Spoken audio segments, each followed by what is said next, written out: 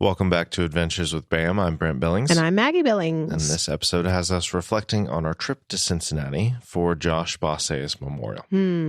What an emotional roller coaster that was. I feel like I want to run down the itinerary, and then you can tell me what parts of the trip you want to talk about. All right.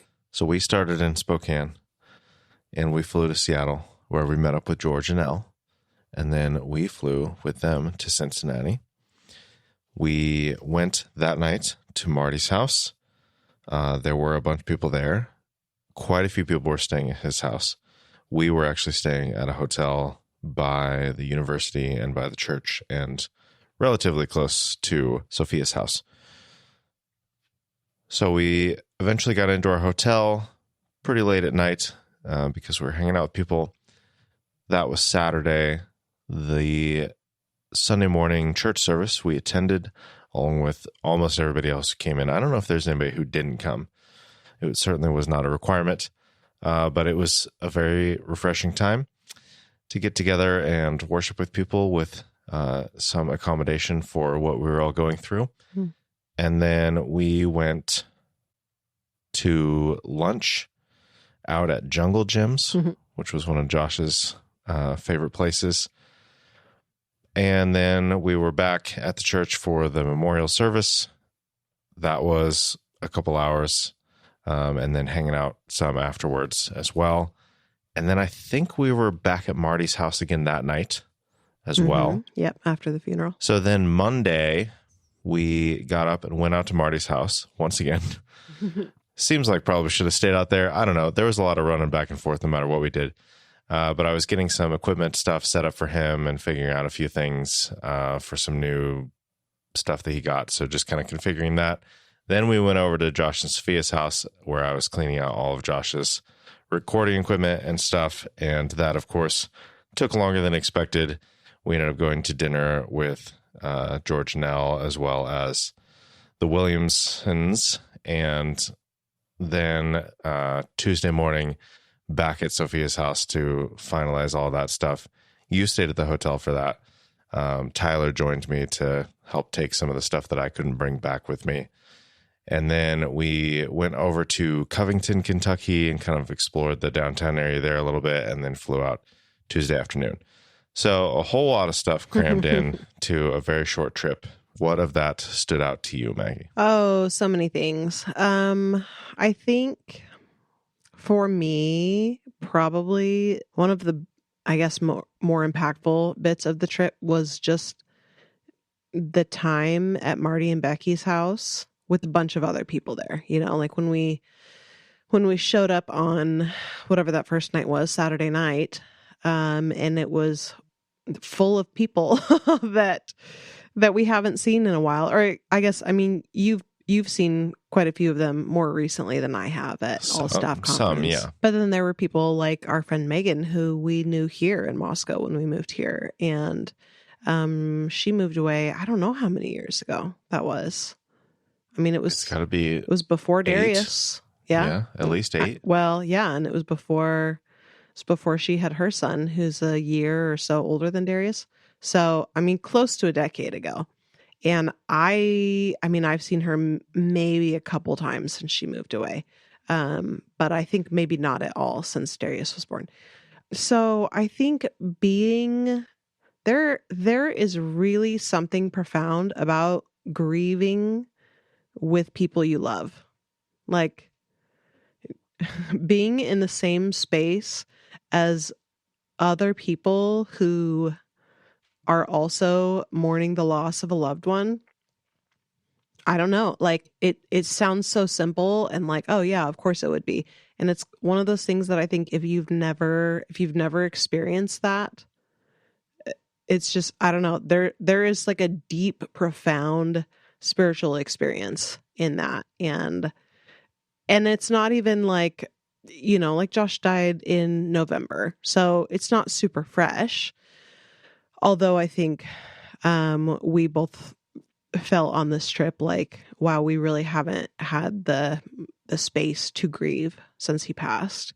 So a lot of it was fresher than I realized for me. But, you know, some time has passed since Josh died. So it's not like we're all sitting in the house just crying the whole time we're together. But there's this really rich mix of catching up on like, how are things going with you? What's new with your life? I haven't seen you in several years. Hey, whatever happened with that situation? So there's this rich mix of catching up and reminiscing about Josh and being sad together, but also being happy together and eating and drinking. Like, it's just, I don't even know how to explain it. I feel like I'm not doing it justice. I don't know, Brent. What do you? I mean, how do you explain it? I don't know. Like, for most of the time since Josh died, we were sick. We were dealing with family travels and work travels and having money stolen from us. Yeah. Like, it was just a very, very busy time. mm-hmm. And so I got to Cincinnati and just was not really in any kind of like headspace for mourning at all. Yeah. And then Saturday night at Marty's house, seeing everybody was really nice. But it was more of like hey, it's nice to see everybody. What have you been up to? Like, it was a lot of catching up. It was very casual, not emotional at all that night for me. And then church, like, we just showed up and like everybody was there and the church was packed. The songs, like everything about that service hit me like a ton of bricks, and I was not expecting it. Mm-mm. So that kind of like broke everything open for me. Mm-hmm. And then I think that's what I'm trying to think what our thought process was on whether, I think it was just like, everybody's probably going to go. We should probably go. Yeah, it wasn't it was kind of a like, not necessarily a last minute decision, but we were holding it really loosely. Like, yeah, let's see how we're feeling in the morning. We'll probably go to church, kind of a thing. And I'm so glad we did, because Oh my I gosh. don't think the trip would have been, it just would have been a completely different trip without it. So that was a special experience. I think part of that is because we were attending church with a whole bunch of people that we attended church with a decade ago and hadn't like worshiped together since then. It's the history and the roots and the like this is it's a sucky reason to have to get together and do this. Yeah, like nobody wants to have a big reunion with all these people they love and haven't gotten together with, in the same place at the same time. Nobody wants the reason for that to be the death of, someone in your community that you all love. It's a terrible reason to have to get together. But there's, I don't know, there's so much like sweetness in being able to do that together, I think. Yeah, I was thinking about it that day. And since then, as like Josh's final gift to all of us, to give us the opportunity to see each other. Yeah. Yep. Because that is usually what it takes. Right. Like, it is so hard to get people together in our same town, let alone from all over the nation. Yeah. It's weddings and funerals, honestly. Yeah. And sometimes, it can go either way, but sometimes funerals more so than weddings, I think. And I think unexpectedly too, like seeing, like when I got really emotional on Saturday night when we got to Marty and Becky's, because we showed up and there were a bunch of people already there. So it was you and me and George and Elle and little baby Fia showing up at a house full of people. And I was like, I'm not sure who's going to be there. I'm sure it'll be a bunch of people. So we walk in and everyone's just kind of like lining up to like say hi and give us a hug. And Megan was there and that broke something in me.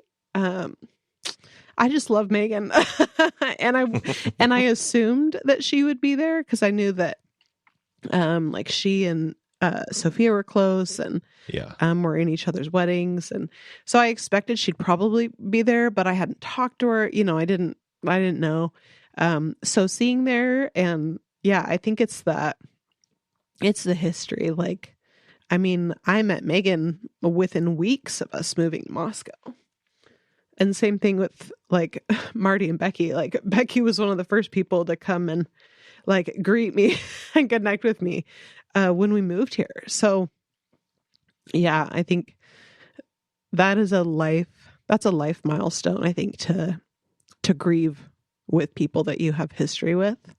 Like that adds a certain depth to the relationships that I think nothing else gets you there, like having to grieve together. Yeah, and I wasn't sure what we were walking into with the church service. I hadn't actually been to any of the services at that church before. I've listened to plenty of the sermons. Mm-hmm.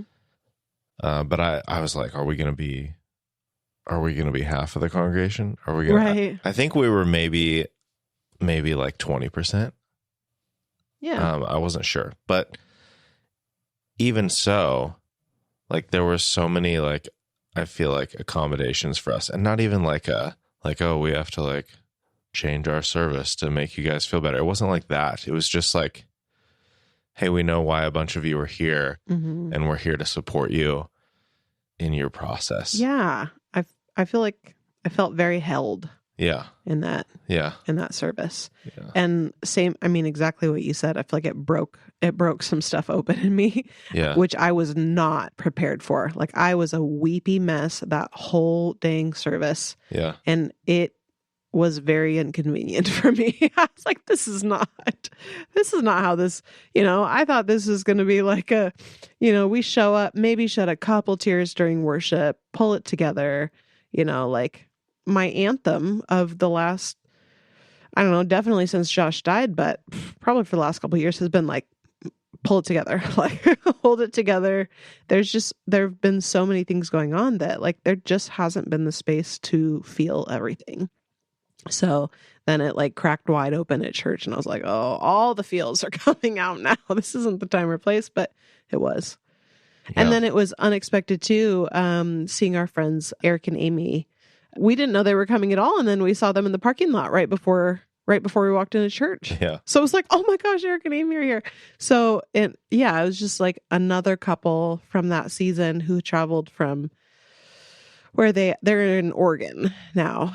But yeah, traveled a long way for this. And it's like, we haven't seen them in years. And just, again, a really hard reason to have to get together. But what a gift to grieve with people that you have history with and that you care about. And yeah. Yeah. And to like, I don't know who picked the songs or what the motivation was, but like all of the songs were songs that I wouldn't necessarily pick to listen to, but were just like the right songs to hear. And to hear Elle singing, which shockingly is not as common of a thing as you would think. But like when we first met her, we got to hear her sing at St. Anne's Cathedral in Jerusalem.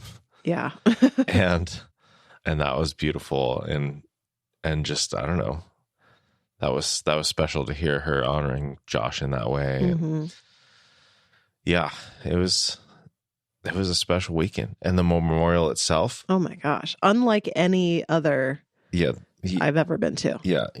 There's no experience to compare it to.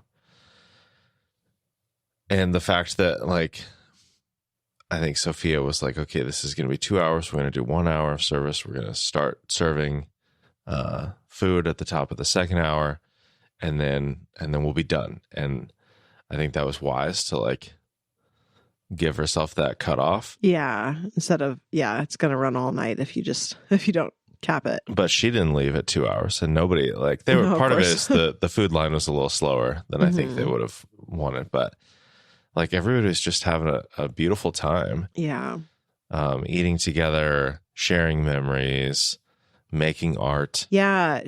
Basically it was, there were a bunch of tables, like a bunch of breakout tables, and she had kind of briefly explained, like, sometimes doing something with your hands can help with processing grief.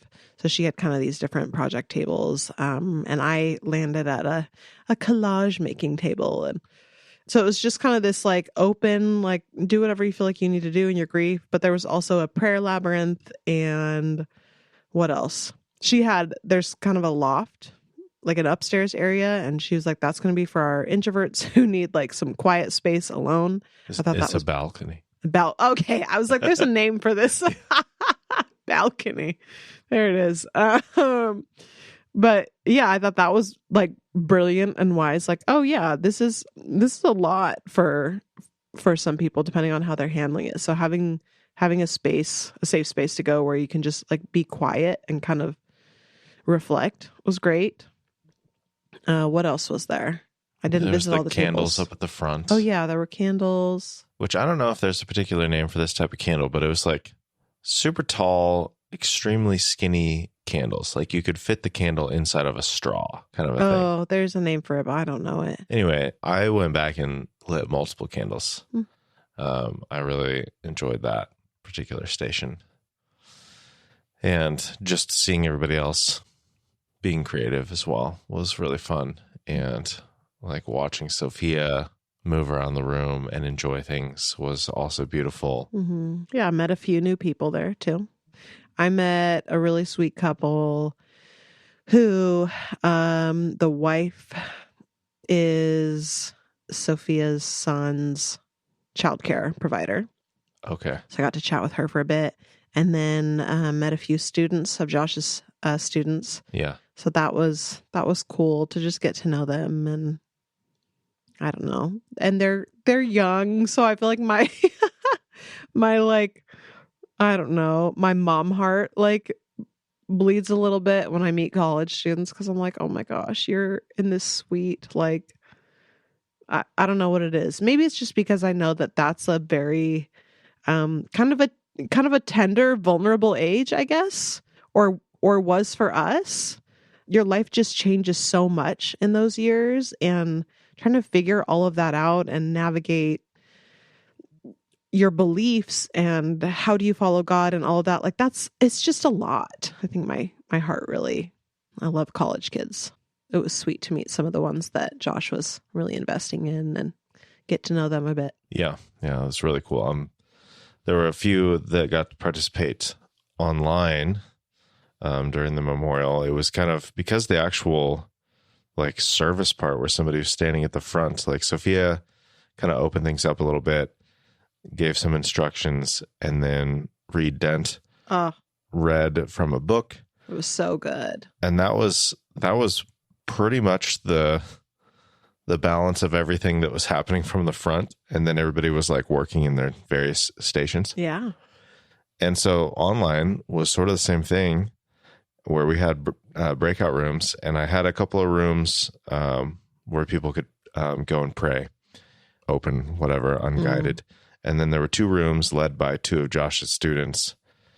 And so getting to talk to them and hear the feedback from the other people who, and I wasn't sure how many people were going to end up joining the Zoom call. It was probably about 40 people. Wow. Which is pretty much ideal for the amount of breakout rooms we had available, because any more than that, and it just would have been kind of like a watch somebody do a presentation sort of thing, but it was small enough that everybody got to interact and participate. And that Zoom call ended up staying open for, I think, pretty much the full 2 hours. Like wow. they really engaged together and got to share and grieve. And so it was really cool. I had follow-up calls with both of those students afterwards just to hear their perspective on how things went. And I heard from, there were a bunch of Impact staff who were in the calls and got to experience those breakout rooms from the other side. So I got lots of feedback, and it just sounds like it was a really beautiful time in an online sense too, which is also weird for, I mean, I know lots of memorials these days are live streamed for various purposes, but it's just, I think the kind of people who showed up for Josh's and the way they engaged it is probably pretty different than you would typically get from a funeral. So there's nothing normal about this service. No. And it was really fun to be a part of it. Mm-hmm. Yeah, it was beautiful. But I also kind of felt weird the whole time because I wanted to take pictures. Like since Josh died and like going through all the photos that I had of him, it's like, okay, I do have a lot of photos of him, but I was also just remembering all these other moments that I have mental images of that I don't have actual photos of. I'm like, okay, never again. I'm just going to be taking photos all the time. I'm never going to miss another. And I just like could not find the right motivation to do a whole lot. Like I got a few photos and I'm happy with what I got, but it wasn't like, I thought I was just going to be running around like crazy. And it just, it just didn't feel right. Yeah, I think you were meant to just be present. And that's fine. Like I was trying to be present in my photography. Oh, sure. And not like I was hiding in the wings or not at whatever. all. But I thought that was going to be like part of the process for me more than it was, and it ended up not being. And so that's fine. Like I'm not upset about that. I just, best laid plans. Yeah. Just it didn't work out the way I expected it to. I think what was actually the most impactful part of the entire trip was getting a chance to talk to Sophia pretty close to one-on-one when we were packing up Josh's stuff. Monday, I was over at her house with you. So it was the three of us chatting for a bit. And then Tuesday morning with Tyler, just kind of a continuation of that same type of conversation. And that was incredibly special. I did not really expect to chat with her at all while we were there. I figured she'd be busy with Ronan or other things. And I don't know if she was making time for us, or if she just was, in a good spot where she didn't have as many things on her plate, for the first time in a couple of months. I don't know exactly how to attribute that, but I was very grateful for that. And then on a completely personal note, Tuesday we went to the other thing I forgot in my recap is we went downtown Cincinnati. Oh yeah, to the Ohio bookstore. Yeah, which was really cool. It was like 5 levels, and just every kind of book you can possibly imagine. All sorts of rare stuff and Mountains obscure stuff, and yeah, so that was fun. We were there for like an hour with Burr and Drew. They brought home a book and a postcard. Indeed. And then we went over to Covington, and that was just adorable. Yeah. Downtown little, what did they call that area? Mainstrasse. Mainstrasse, yeah. Because they had a heavy German influence. Yeah, they have this gigantic German Catholic church. And it's like, I was thinking about that after the fact. I'm like, man, the German Catholics, like, we're the people who survived the assault of Martin Luther. They're fighters, They are fighters. So funny. I'm very thankful for what Martin Luther did, but also I'm impressed by the German Catholics. Way to hold strong. Yeah, it was good to have a little adventure time and kind of wind down time, I think, in between all of that and flying home. Just a little like decompression time. It was good. But yeah, it was full days. I mean, late nights, extremely social. I'm an introvert. My heart was so full at the end of this trip, and I was tired, and I think emotionally a bit spent, but also just really full. I don't know. Grief's weird.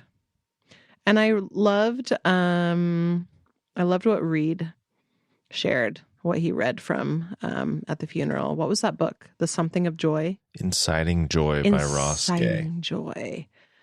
Yeah, it was perfect and spot on. He read a bit, and I mean, I don't remember it clearly enough, but essentially about grief and joy coexisting, and how, I don't know, you don't get to isolate these things in life, and they're interwoven. It was really beautiful, and I feel like I should read that book. Well, I guess I'll put it in the show notes. Do it. All right. Any final thoughts? I guess the one thing that I would say is that at one point we were talking about whether or not you would come along for this trip or whether it would just be me. And I was like, no, you have to go. And I don't know how you feel about that at this point, but I feel like it was worth it. Yeah, no, definitely. It was. I mean, yeah, I always wanted to go. It was just the financial side of like, are we going to be able to swing this? And sometimes you just gotta. I mean, obviously, it doesn't always. You can't make everything work, but sometimes you got to make something work if you can. And I'm really grateful we did, because it was good. It was good to be there.